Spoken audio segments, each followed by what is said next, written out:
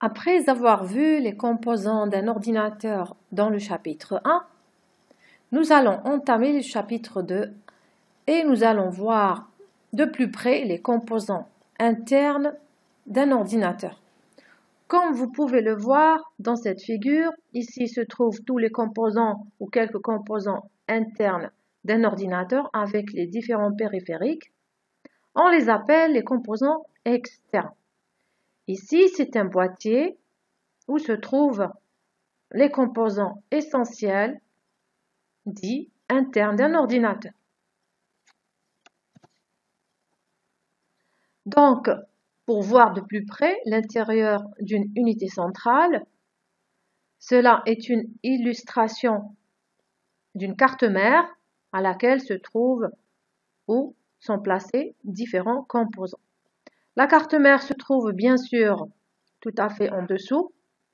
L'on peut voir ici le ventilateur. En dessous de celui-ci se trouve le processeur. Le ventilateur est nécessaire car le processeur ne doit pas chauffer. Ici, il y a le bloc d'alimentation à partir duquel sortent des fils électriques qui servent à alimenter la carte mère d'abord, mais aussi le disque dur et les lecteurs DVD ou CD. Nous avons ici les barrettes de RAM. La RAM, c'est bien sûr la mémoire de l'ordinateur. Elle est sous forme de barrette mémoire et se place sur la carte mère dans un endroit appelé le slot de la mémoire. On peut voir ici le dessus d'une carte mère. C'est d'une carte graphique. C'est une carte graphique modulaire. Donc, schématiquement, voici un résumé. Ici, c'est l'alimentation directement vers la prise électrique. Nous avons là la carte mère qui supporte bien sûr les autres composants. Le processeur il a une forme carrée et se trouve sur la carte mère en dessous d'un ventilateur. Ça, c'est une barrette mémoire. En numéro 5, nous avons les branchements des disques durs. Donc, ce sont les mêmes branchements pour les lecteurs DVD et lecteurs CD. Ici, nous avons les cartes modulaires, comme par exemple une carte vidéo, une carte graphique, une carte son, une carte réseau ou bien autre. Et à partir de la carte mère, nous avons les branchements vers les périphériques de l'ordinateur. Donc, l'alimentation, c'est là où se branche la prise électrique de l'ordinateur. Donc, son rôle, c'est de convertir le courant électrique en courant adapté pour les composants internes de l'ordinateur. La carte mère, c'est un grand circuit intégré qui se trouve au fond de l'unité où l'on branche plein de fils électriques. Le processeur, comme vous le savez, c'est le cerveau de l'ordinateur. Il réalise les calculs nécessaires au fonctionnement de l'ordinateur. Donc, il réalise le calcul intensif et le calcul qui est en relation avec l'affichage et les logiciels installés.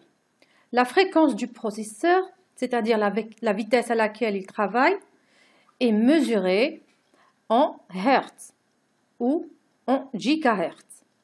Les ordinateurs actuellement sont devenus multicœurs, c'est-à-dire qu'ils possèdent plusieurs processeurs pour effectuer, on peut dire que plusieurs pseudo-processeurs pour effectuer le calcul parallèle. Donc, nous distinguons le dual-core, le quad-core, l'hexacore, l'octa-core, par rapport au nombre de cœurs que possède le processeur. Les modèles les plus connus sont AMD et Intel, les plus fréquemment rencontrés sur le marché. Actuellement, il existe l'Intel Core i7 et le i9 qui sont de la gamme supérieure. La mémoire vive, appelée RAM, qui veut dire Random Access Memory, et la mémoire temporaire. Elle est aussi appelée la mémoire volatile de l'ordinateur. Pourquoi volatile? Car toutes les informations stockées dans la mémoire seront perdues une fois la machine est mise hors tension. Donc, les informations sont automatiquement supprimées lors de l'arrêt de l'ordinateur. Le disque dur est le support sur lequel on stocke les informations d'une façon permanente. Les capacités de stockage ne cessent d'augmenter actuellement. Nous distinguons ici deux modèles, le HDD, Hard Drive Disk, et la nouvelle technologie appelée Solid State Disk. La différence se situe par rapport à la technologie utilisée. Sur le HDD, nous trouvons des plateaux tournants avec une tête de lecture. Par contre, sur le SSD, le disque dur est à base de circuits intégrés et plus facilement transportable. C'est ce genre de disque dur que l'on trouve sur le marché comme disque dur externe. Par contre, ce modèle-là est utilisé généralement comme disque dur interne.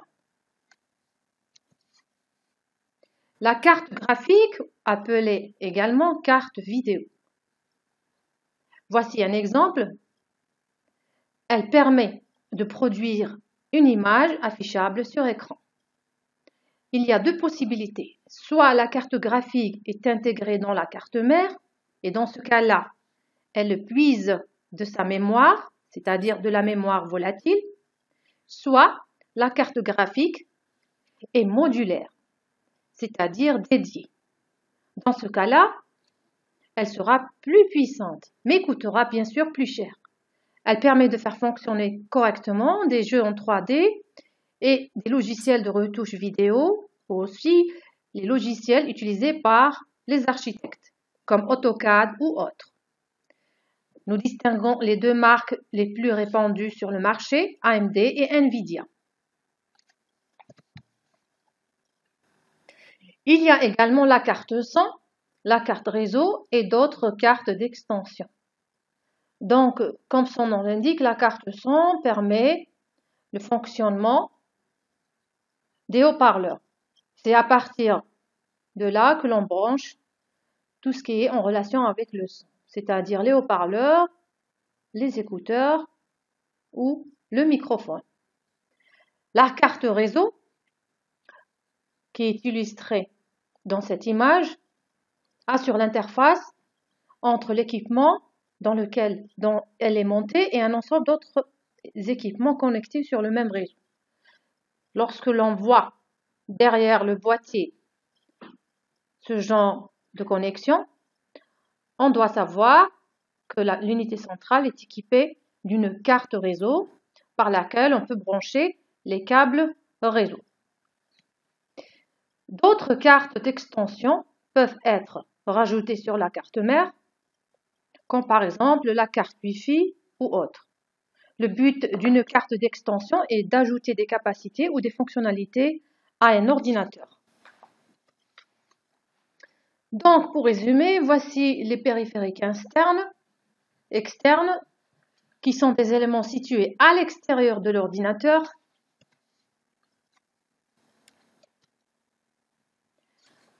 Nous revenons au moniteur.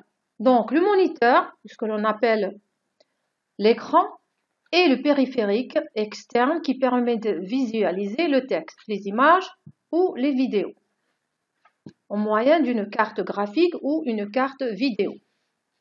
Donc, la taille de l'écran est mesurée en pouces et la résolution est exprimée en pixels. Que signifie la résolution? Cela signifie la qualité de l'image. Plus la taille du pixel est réduite, plus la qualité de l'image est meilleure. Mais bien sûr, cela dépendra aussi de la mémoire de votre carte vidéo ou bien de votre carte mère si la carte vidéo ou la carte graphique est intégrée. Sur le marché, il existe deux catégories d'écrans, ou bien nous avons ce modèle-là qui existait avant, mais qui ne l'est plus actuellement. Donc, la technologie CRT, qui veut dire cathode ray tube, tube à rayon cathodique, n'est plus utilisée actuellement à cause du volume de l'écran, de son poids, mais aussi de la technologie que l'on trouve meilleure avec les LCD. LCD Liquid Crystal Display ou affichage à cristaux liquides. Cette technologie est utilisée actuellement. Nous avons ce genre d'écran qui est plus léger et offre une meilleure qualité de l'image. L'imprimante, c'est le périphérique qui permet de reproduire des données sous format de papier. Alors, les connexions de l'imprimante se font soit en USB, le port USB, soit en mode sans fil.